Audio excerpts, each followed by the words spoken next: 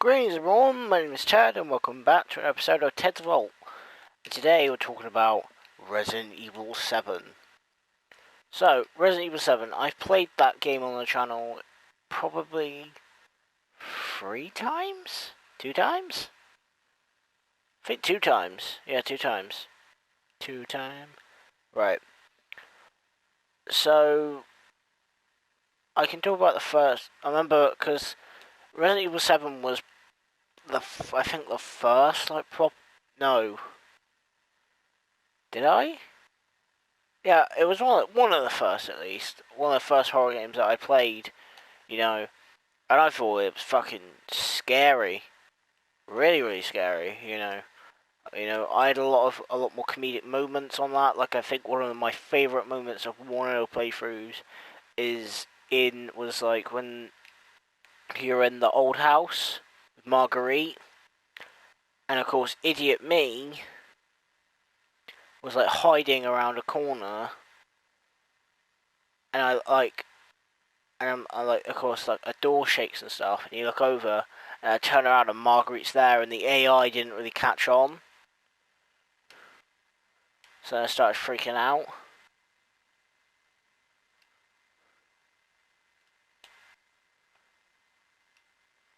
Yeah, I remember fucking screaming and stuff, but I liked that game. That game was really, really cool. I think it was a proper, return to formation for the Resi series. Like, I played Resident Evil 5. I'd never finished it, but, like, I was never... Like, I wasn't very well versed in, like, Resident Evil. I'd watch, like, the movies and stuff, but, if you watch the movies, it's not exactly, it doesn't really give you the full concisive, and to be honest, I think they're two different canons. But, I liked the idea of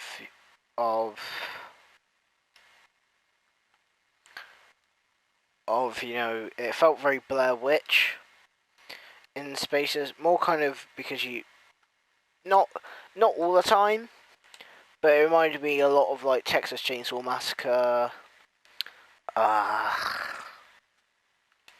like, oh, what's that Rob Zombie? I've never seen it, but it's like a Rob Zombie movie. It's like a kooky family.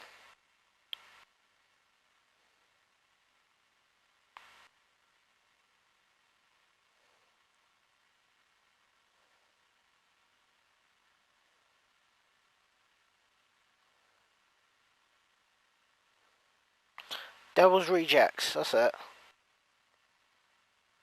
But not so like clownish and stuff. But it had just that, that Louisiana swampness to it. And that as I said, the Louisiana swampness of like, being in the middle of nowhere with, some outback, not outback, but like, in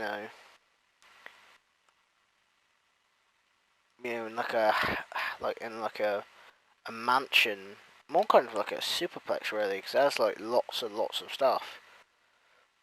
But like I found it really interesting of like a twist of sort of kind of, these people aren't, especially when you head in there, like it's got a proper good setting, because you see Jack once when you like go.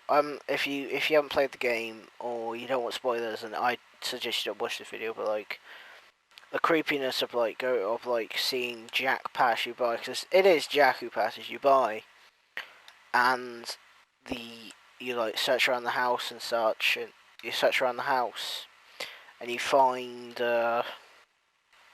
like these passageways, and you can pick up like a videotape to find out, and it ends up it like shows like it kind of I'm trying not to like dive off into other directions, but it like sets the scene for like another character called Clancy Jarvis, who's like somebody who was in the house before you, who was like taken by the Baker family, but showing what had come before, and because really you go looking for Mia, and she like, you know, tells you to stay away and such. So you go after her. And it's that sort of that unknowingness of like, you know, what's gonna jump out. Even when I played it again, knowing that nothing's gonna happen, I was still worried that like, you know, that somebody was like would like peep out and like grab me and stuff. Because it's pretty terrifying. It's pretty scary. It's pretty scary, you know. Like the way it's set out and stuff, and you can like hear like when noises go off. And especially being a first person, you know, it's a different tone. Because it's sort of kind of like even though you're not looking for your own eyes, you might as well be, because you know you just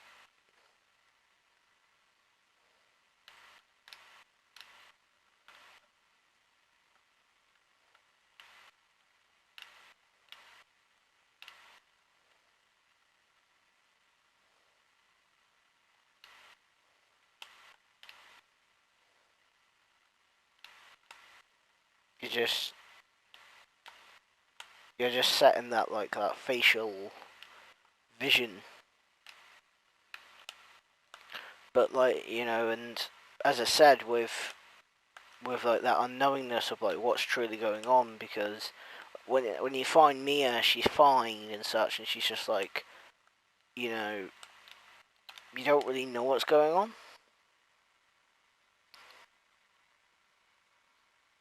Sorry, I just itching my eye.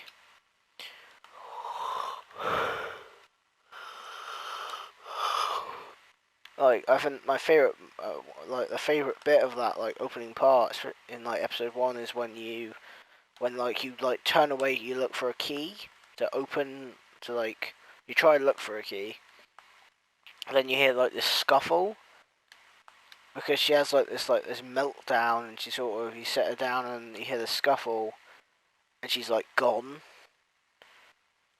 and you like look around and such, and you're like, oh crap, you know, where's she gone? And then like I can't remember what happens first. I don't know if she appears behind you, but like it's the one bit that like is really cool but frightens the shit out of me, is when you have to go down the stairs. And as you go further, she like crawls up the steps. And it's just like, and she jumps up at you, and then you attack her, and then you like start like whacking her and stuff until she eventually like passes out, or she kind of becomes incapacitated. Then you get like the phone call from Zoe, and she tells you really shouldn't have come here. She's, you know,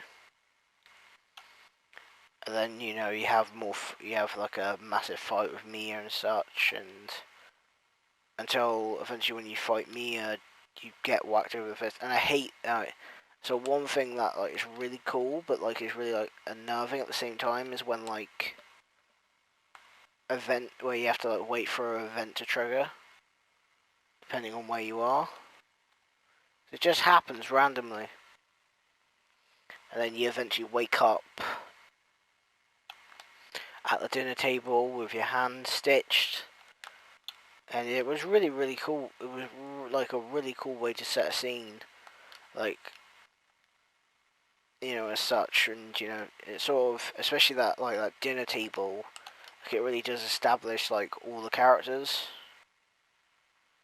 you know, with like, you know, other characters like Lucas and the old one, look like Granny, which they never acknowledge, and you'll find it, and you'll find out why. And of course Marguerite, like having to, you know, especially going through those parts, especially fighting Jack and stuff, and him always coming back, and doing that stuff. But like Jack's part, I think is at least like it's not as interesting. It's more kind of like, you know, you have to just avoid him and get all the stuff you need to get to a point, because all the Resident Evil games are pretty similar in that vein. But like you just sort of have to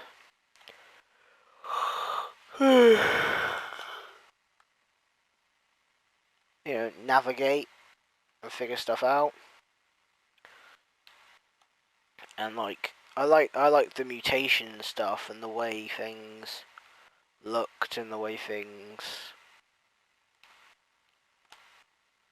acted.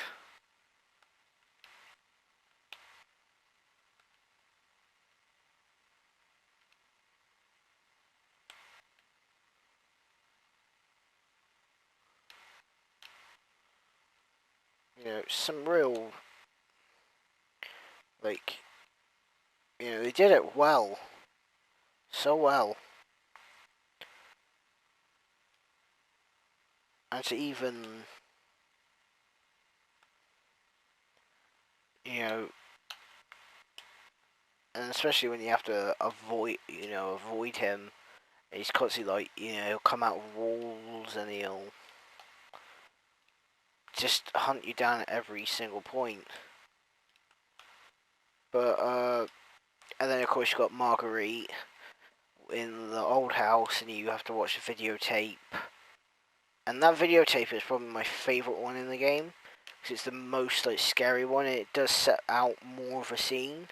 Because really, you're affected with this thing, and Zoe, who you talk to on the phone, has this is infected too. Everybody who has been in the house is infected, and you like can find rooms of like people they've abducted and taken, and it's, you know, it's real,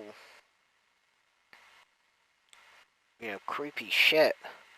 Because they have their own mortuary, and like you'll find like a list of people they've taken.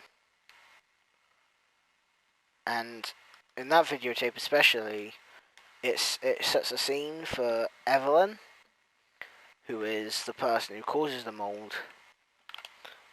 You know, and how it works, because because the way it works is that it changes the mind. So when she affects you with a mold, she has more kind of ways of flipping you on your head, if she can infect you enough, because it's more of the weak-minded, I believe, or those who just sort of kind of allow her to take. And it's, you know, scary fucking stuff, but really cool at the same time. And the idea of like making the cure out of like a dead, you know, specimen. That is what she's like made from, or what is her, you know, she is negative to, I believe. But like with Marguerite, it was really cool because it's a little bit different.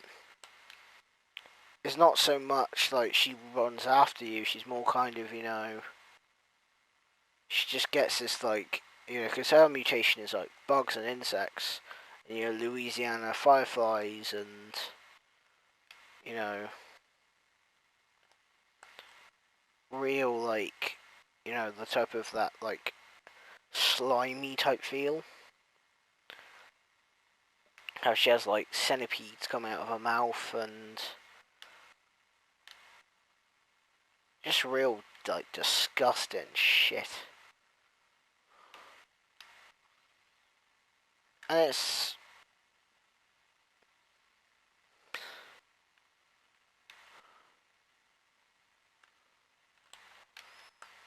a real cool idea, and especially her boss battle. Her boss battle was, I think, the best one, because because with Jack he mutates into this, you know. It's a lot like Brenner's boss fight in when you run into Brenner in Resident Evil 2, where he like gets like bigger and he's got like more. There's more of a mutation, and it's like real like like metamorphosis. Take compared to Jack, where he just becomes a lot more blobby and he's just more kind of just it kind of reminds me a lot of like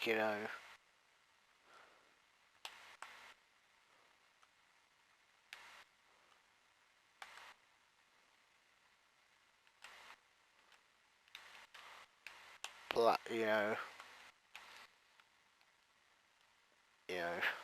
oh, what's it called?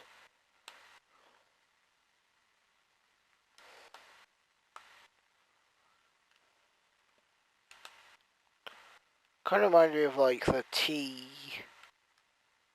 like oh, I like oh no. I know what I'm talking about now. I don't know why I'm going into like tea something like it's like the Demolition Hammer album art, and but I'd say that like the book because then there's like is like a far more interesting idea because a funny thing about Lucas is that like he's got a lot of mental health issues, and that apparently he's not infected with the mold. He got like the cure for the mold, but Evelyn keeps him alive because he doesn't really get in her way. He plays along. He's not really he's still usable. He's still more of a threat, and I think that's why he's far more threatening because he's just he's just off medication because you go in his bedroom and he's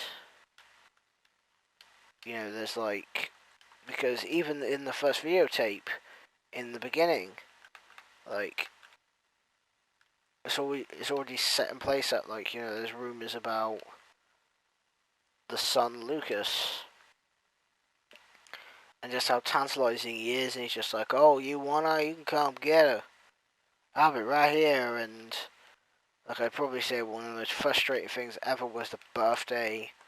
Like it's not as frustrating as other things. Like I've played there's other frustrating points in like different games, but like when I first did the Happy Birthday minigame, fuck me, hated that so bad.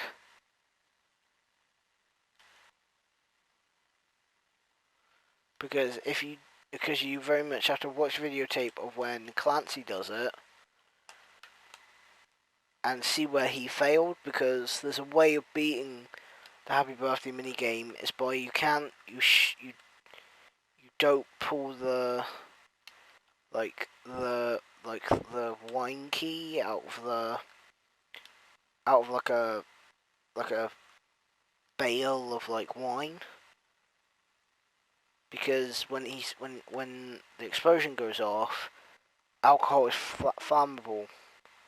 So you have to very much do all the steps that he did, except that.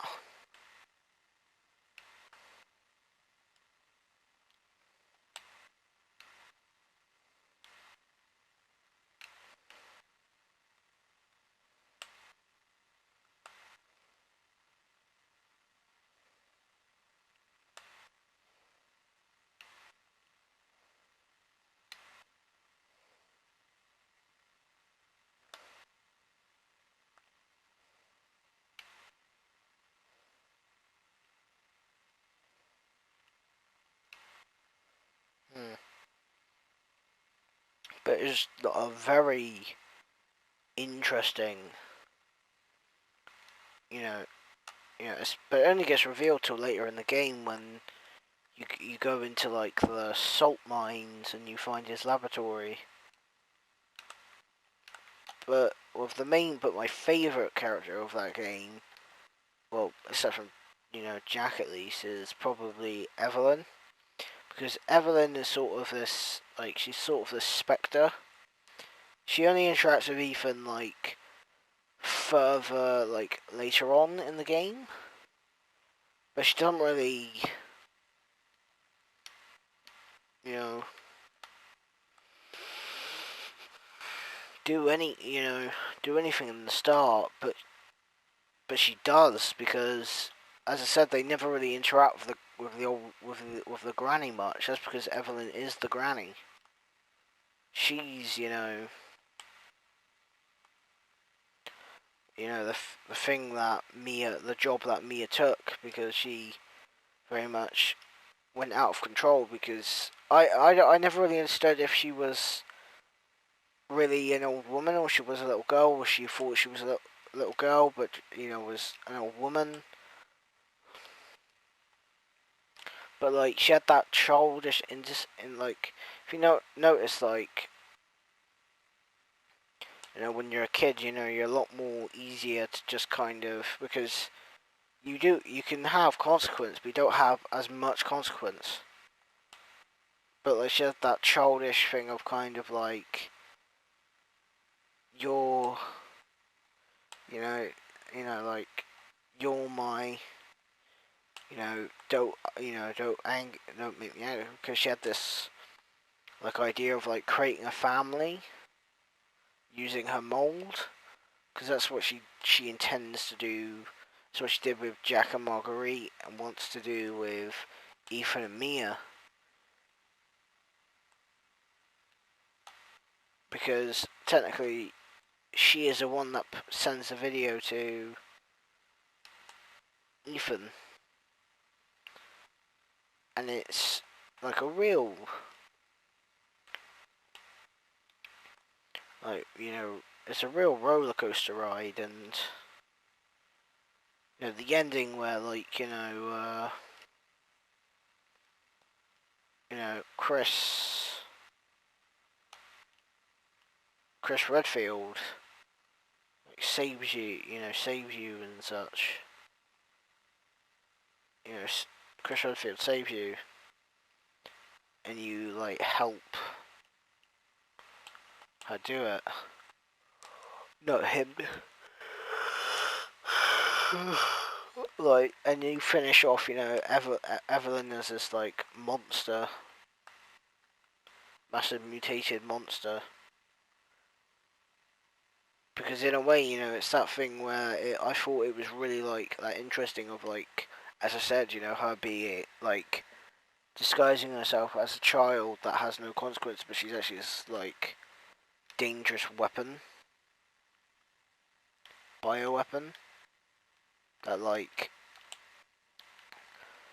how acts in the mind of like a 9-year-old. But as I said, that feeling of like no consequence, and just, but what's super weird is just like, so you create, this is what's weird. So you make a super weapon. Couldn't you have just like put it in a jar, then make it a 9-year-old little girl who is also an old woman?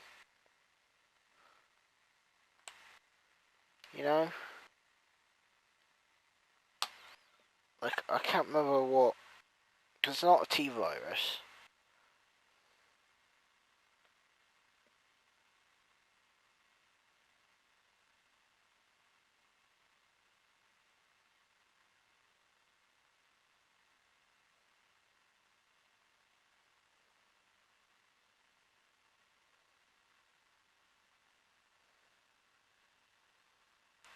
Ah, the mold. This is what they call it. It's like, oh, right. So the answer to that question is that it's it's something that can only live inside of a being. So like, couldn't you just like put it inside of a, like,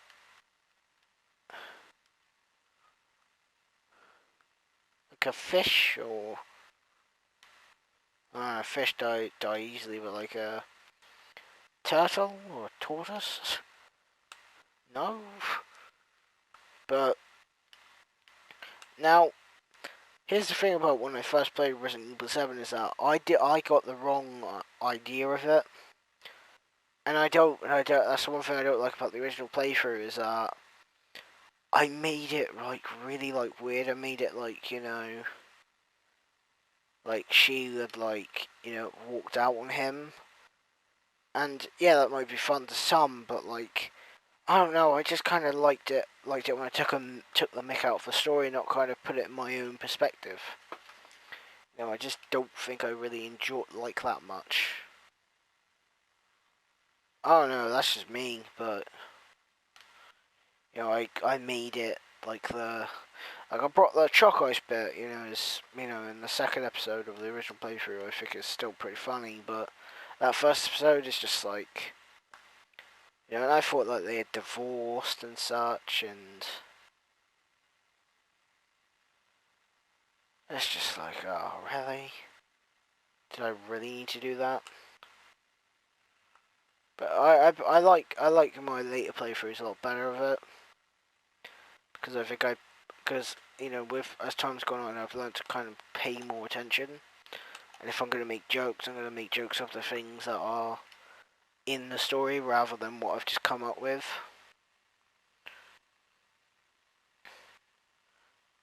So yeah, Resident Evil 7, check it out.